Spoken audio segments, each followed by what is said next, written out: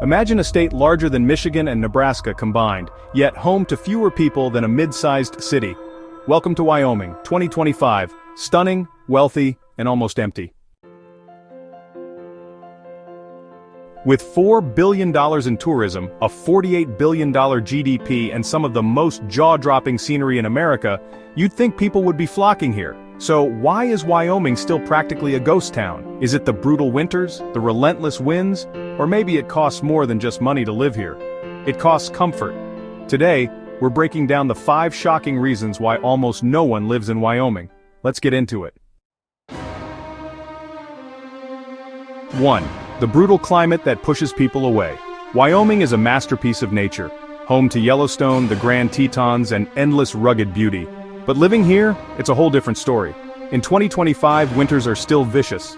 Average temps? Around 5 degrees Fahrenheit or -15 Celsius. Wind gusts? Over 50 miles per hour. Strong enough to send your trash cans to Nebraska. And the snow? Forget gentle flakes. We're talking monster storms. Casper alone saw over 100 inches of snow in one brutal winter. Compare that to the US average of 28 inches. Even worse, Wyoming weather flips faster than your favorite Netflix show gets canceled. One moment sunny, the next, a full-on blizzard. In January it can feel like -30 degrees Fahrenheit with wind chill, colder than parts of Siberia. Summers? They're short and intense, bringing wildfires, droughts, and heat waves with temps hitting 100 degrees Fahrenheit or 38 Celsius. It's a climate that doesn't just challenge you, it tests you. No wonder fewer than 0.17% of Americans call Wyoming home. Beautiful, absolutely, but living here is only for the toughest souls.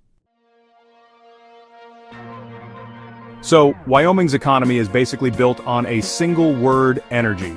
Coal, oil, and natural gas have ruled here for decades. Even now, Wyoming produces over 40% of America's coal.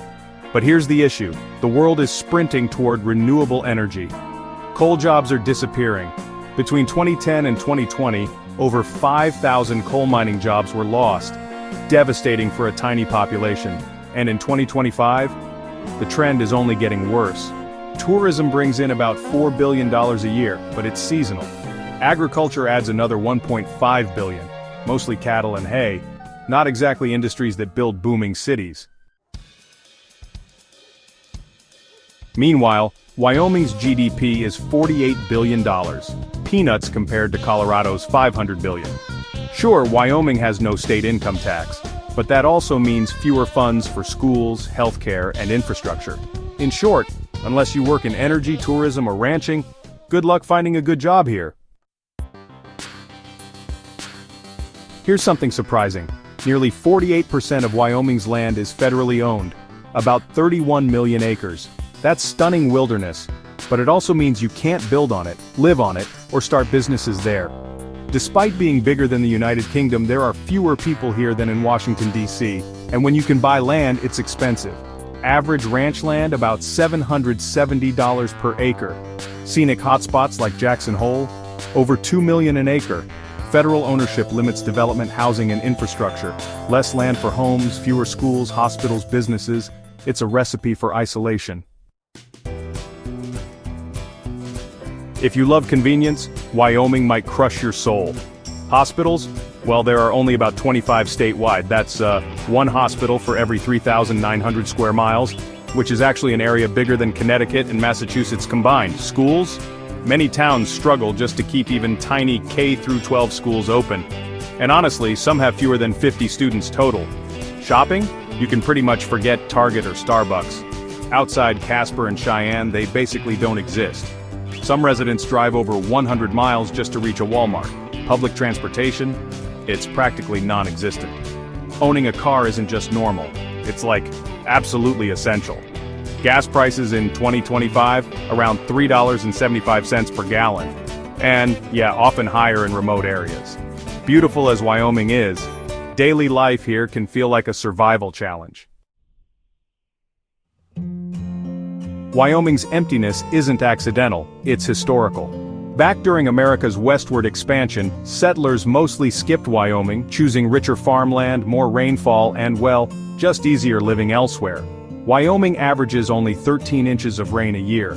That's about half the national average. Its rugged elevation, around 6,700 feet above sea level, makes farming and living pretty tough.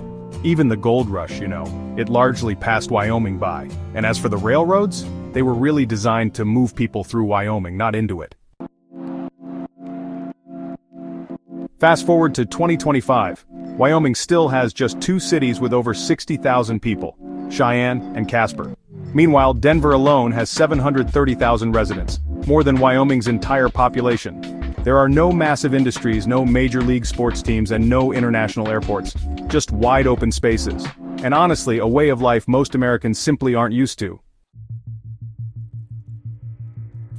Wyoming is raw, wild, and breathtaking. It's one of those places where nature still calls the shots. For those who crave space, silence, and rugged beauty, it's honestly a dream come true. But for most folks, Wyoming is just too brutal, too isolated, and too challenging to really call home. If you enjoyed this deep dive, make sure to like, subscribe, and hit that bell icon. We've got more incredible stories coming your way.